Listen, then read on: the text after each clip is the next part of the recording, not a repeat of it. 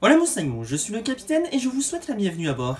Aujourd'hui, je vous propose un voyage pour la première saison de Miraculous Ladybug. Si vous suivez le navire depuis un moment, vous savez que ce n'est pas la première fois que je parle de cette série.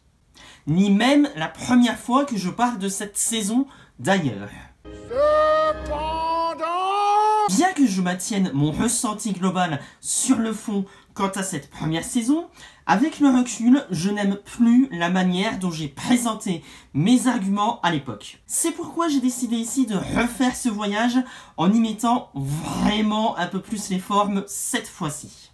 Et aussi pour grappiller quelques vues un peu, non, capitaine? Chut. Alors déjà, Miraculous Ladybug, qu'est-ce que c'est? C'est une série d'animation franco-coréo-japonaise créée par Thomas Astruc et qui compte, à l'heure où je reprends le voyage, plus d'une centaine d'épisodes. Déjà, en France, la diffusion de la première saison a commencé le 1er septembre 2015 et la 5e saison est prévue pour l'été 2022. Et donc de quoi ça parle?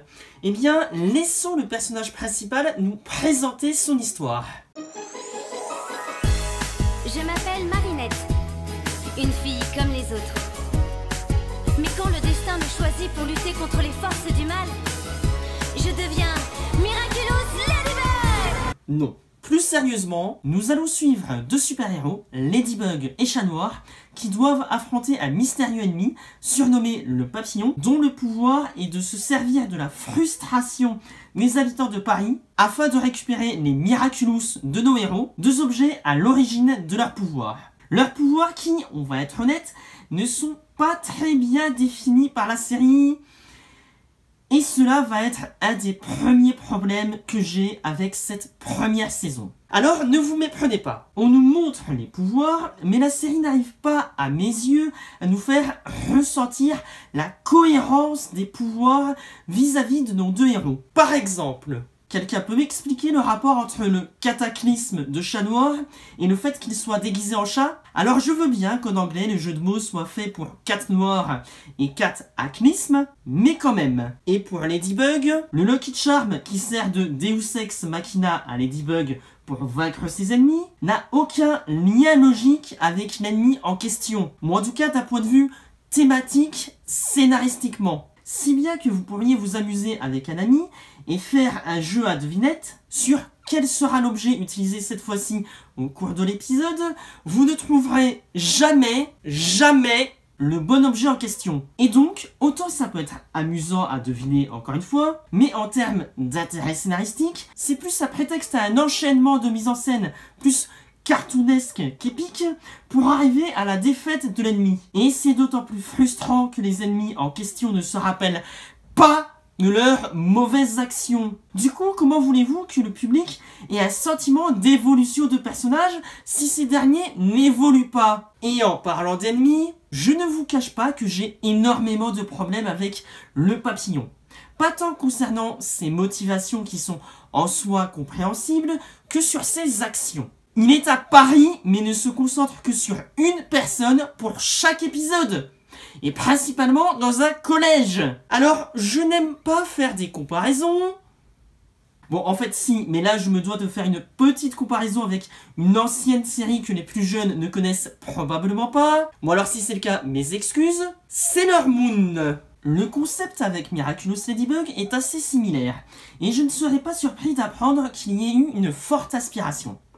Mais pour en revenir à la comparaison dans la série Sailor Moon, les méchants ne s'en prenaient jamais uniquement à une seule personne, mais à un groupe de personnes. Et il fallait un certain temps à nos héroïnes pour qu'elles se rendent compte des actions des méchants, car ces derniers arrivaient toujours à être plus ou moins discrets, et donc encore plus menaçants lorsque les héroïnes découvraient l'ampleur du complot des méchants. Là où le Papillon, bon, voilà quoi. Quand tu vois qu'à un épisode, il se contente de corrompre un passant qui donne de la nourriture à des pigeons, niveau menace, on a vu mieux. De même, dans les autres points négatifs qui me gênent assez à titre personnel, même si j'ai vu pire depuis, et avant, le graphisme. Alors je veux bien que la mode actuelle soit de faire toujours plus de 3D, et même s'il y a des œuvres 3D que j'adore particulièrement, je dois vous avouer que je trouve la mise en scène assez maladroite. notamment au niveau des visages et de leurs expressions, mais aussi en termes de scènes d'action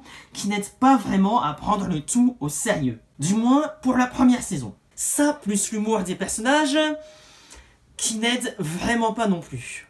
Je veux bien qu'il y ait des punchlines, et que certains personnages soient écrits de manière à faire volontairement des blagues ratées, pour exaspérer les autres personnages, mais malheureusement ici je trouve qu'ils n'arrivent pas à se poser assez longtemps pour qu'on puisse prendre vraiment les conséquences des actions de l'antagoniste au sérieux. Et c'est encore plus frustrant lorsque l'on voit le potentiel de cette histoire. Mais peut-être que ce potentiel sera mieux exploité par la suite.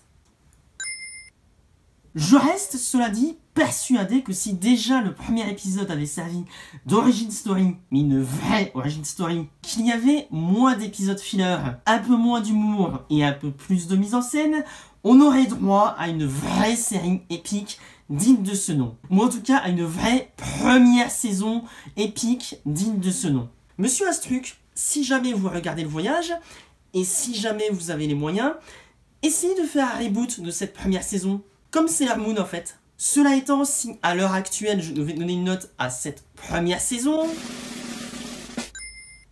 Voilà. Désolé première saison, mais tu n'auras pas plus pour moi. Encore une fois, je tiens à rappeler que ceci n'est que mon avis personnel. Vous avez parfaitement le droit d'avoir un avis différent du mien. Mais dans ces cas-là, n'hésitez pas à me l'expliquer dans les commentaires. Et n'oubliez pas que je ne suis qu'un vieux loup de mer qui a passé un peu trop de temps à naviguer sur YouTube. Et on n'oublie pas le petit pouce bleu, l'abonnement ainsi que le partage sur les réseaux sociaux. Ça fait toujours plaisir. Bref, c'était le capitaine qui vous parlait depuis sa cabine et qui vous dit...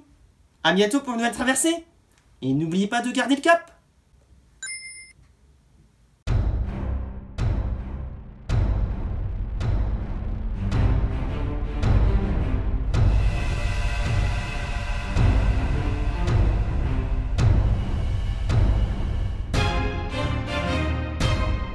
Et ben voilà, une bonne chose de faite. C'est quoi le programme après? Alors normalement ça devrait être... Allô? Allô, Capitaine? Ah Ken, qu'est-ce que je peux faire pour toi? C'est bien gentil de parler de la saison 1, mais je te signale que tu l'avais déjà faite. Alors tu sais quoi? Je t'attends. On va parler de la saison 3 tous les deux.